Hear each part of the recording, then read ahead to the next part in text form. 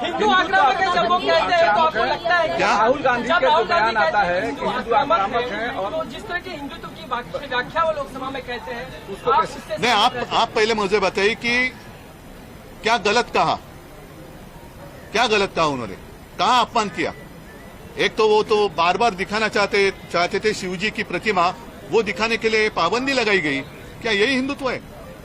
जय श्री राम के नारे हम भी देते हैं तो वो चलते हैं, प्रधानमंत्री जी खुलेआम प्रचार सभा में जय श्री राम कहते हैं, लेकिन संसद में अगर बीजेपी के अलावा कोई कहे तो क्या वो अपराध है?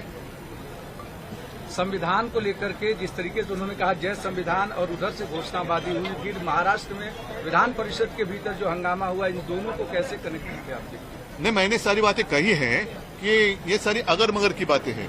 अगर आपको ऐसा लगता है कि कल राहुल जी ने हिंदुत्व का अपमान किया है तो मैं नहीं मानता, क्योंकि उन्होंने साफ स्पष्ट शब्दों में कहा जो बात मैं कहते आया हूं कि भाजपा यानी हिंदुत्व नहीं है। हम भी हिंदू हैं और हम में से कोई भी हिंदुत्व का अपमान करेंगे नहीं और हिंदुत्व का अपमान सहेंगे भी नहीं, और उसमें राहुल जी भी आते हैं जो अपमान करेंगे भी नहीं और सहेंगे भी नहीं। आज जो एक फेक नैरेटिव उन्हीं का शब्द है जो फैलाया जा रहा है कि बीजेपी मतलब ही हिंदुत्व नहीं, हमारा हिंदुत्व पवित्र है, हमारा हिंदुत्व बीजेपी तो उसके आसपास भी नहीं आ सकती। हिंदुत्व तो एक उन्होंने एक नकाब बनाया है लोगों को उल्लू बनाने के लिए।